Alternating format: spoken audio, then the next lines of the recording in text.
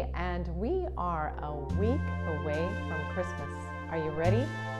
I'm getting there. So I want to share a couple of things in my sewing room, and I hope you'll stick around.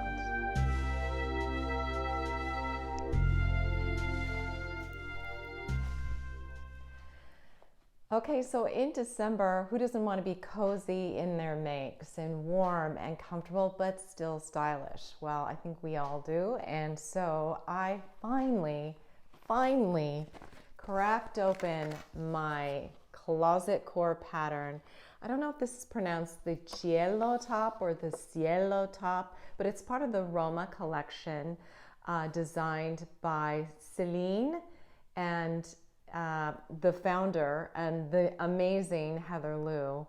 I absolutely love that collection. I have on right now as we speak the Pietra Shorts in linen with some tights and booties. I'll try to put a picture in so you can see that look. I just paired it with my cable sweater and an old fun crocheted scarf that someone made for me.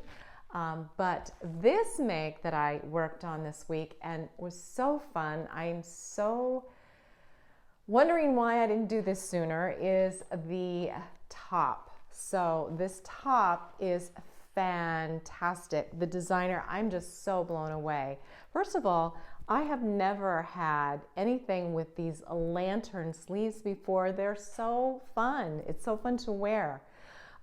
This is the crop top. There's also the dress, which I plan on making in linen. I'll show you the fabric that I have for that.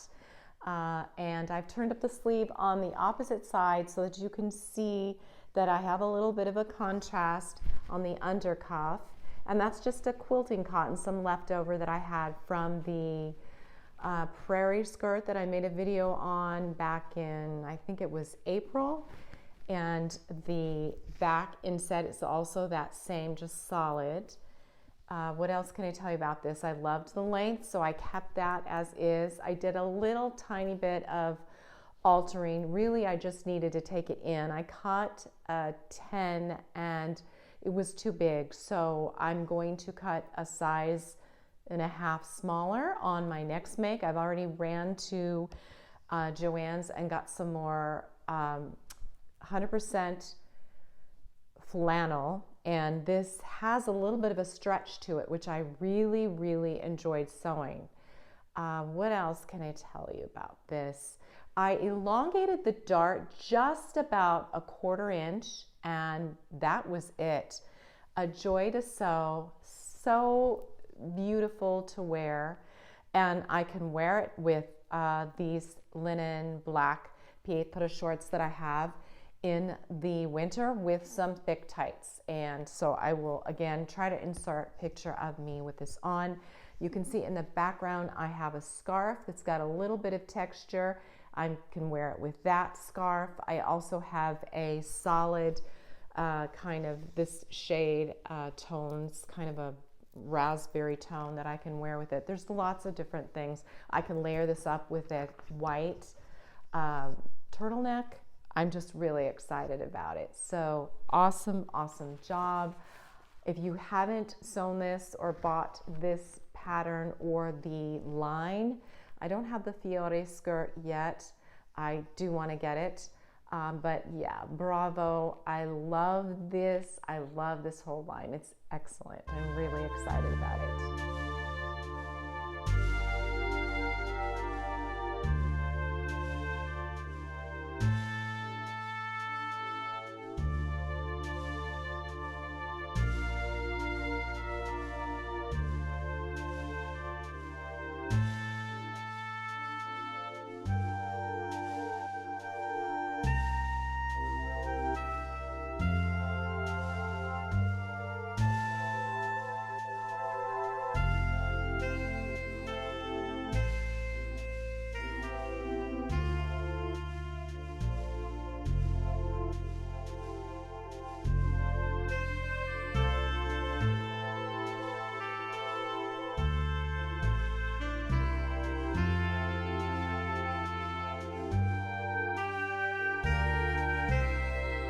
Okay, so this dress, I definitely have to try, and I'm probably going to do um, the same sleeve, the longer sleeve.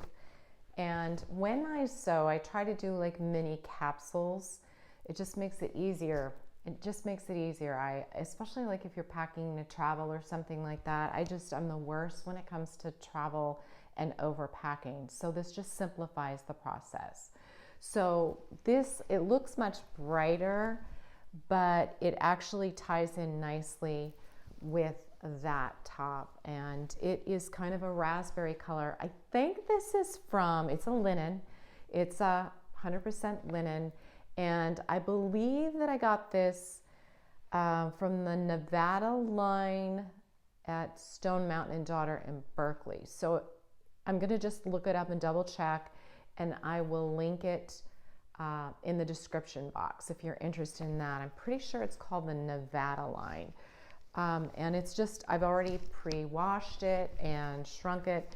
And I would say this is probably a medium weight or mid-weight linen.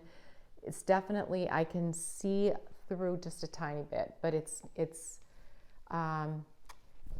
not sheer, but I mean, you really have to hold it up to the light. So anyway, I'm looking forward to making the dress. I tend to like to make dresses in solids and then do a pop of some pattern with like a scarf or an over jacket or something like that. So that is it. I want to talk next about this beautiful emerald green jacket behind me. I wish I could say that it is a make of mine, but it's actually a vintage find that I can't wait to tell you about. So stick around. Okay, I have to be careful because I have the mic here, but here it is on this jacket, and it would be considered a bracelet sleeve length with a lapel, interesting curved lapel, covered buttons, and there's some velvet trim on it. I'll take some pictures and insert, and I don't think I can turn around, but I'll try. This is the back. I think it fits me pretty well. It might be a tad, it overhangs on the shoulder, so it's not a perfect fit, but I don't plan on altering it. Now, this fabric it's snagged. It is definitely, there's some snagging going on. It's very soft. I wouldn't be surprised if there's a little bit of silk in it. There's an iridescence about it, but it's like a tweed. It's a weave that's very prevalent. Anyway, the inside is, I know it's silk. Isn't that beautiful? It's still, I wanted to keep the price tag on so you could see it. And there's stippling, there's some machine stippling, which I think might be the logo of this particular tailor. And this is the Peter Pan Tailoring Hong Kong, and it's there's a P.O. box, specially hand tailored. Now, this company, according to, even the detailing on this little bias tape, this tiny strip, it's just unbelievable. The buttonholes are beautifully sewn. You can tell that there's hand stitching joining the lining from the arm sleeve into the main body of the jacket. So there's a combination of hand stitching and machine stitching, but it's fine tailoring. Now, according to, like I said, HongKongBusiness.com, this particular company was incorporated in December 21st, around Christmas time, the holidays, 1973, and then a dissolution of the business was in, I think it was 2012. So it was in existence about almost 40 years. So this cost me it was priced at $28, and they gave me a 10% discount because there are some difficult stains in the collar area. So it's gonna probably cost me a pretty penny to be dry cleaned. And if you look closely, I may be able to, I don't know, I'm a little nervous about it, but I could remove that velvet trim and restitch, buy some new trim and top stitch it. That was done with machine stitching. It doesn't look that difficult, but it would be very, I would have to be very careful in removing those stitches. I don't know if I'm going to do that. Anyway, I love this. I think it was a find, and I'm going to wear it, I think, Christmas Eve with probably some jeans, some boots, and maybe a silk blouse. So yeah, it was pretty fun. So don't ever pass those racks in vintage shops, because you might find even just a fabric that you can use in your sewing. Love you.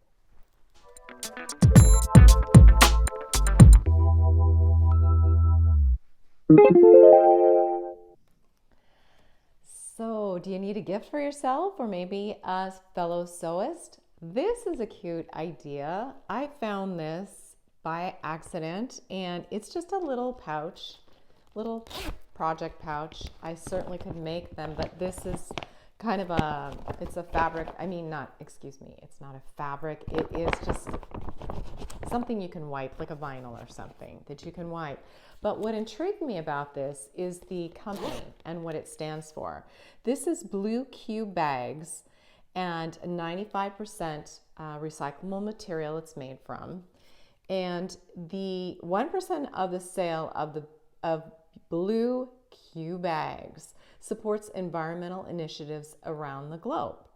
So I don't remember how much this was, but that's an idea, and I'm going to look online to see what other bags they have. But yeah, so a little mini gift haul, I guess you could say.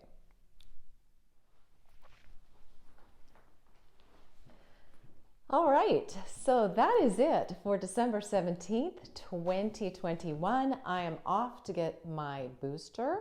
Yeah, a little nervous about that, but I think it's the right thing to do for me. Anyway, stay safe out there.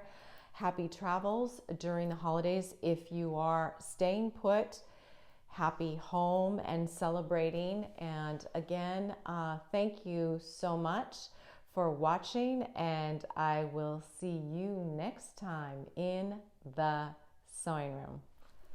Bye. Ciao, Bella.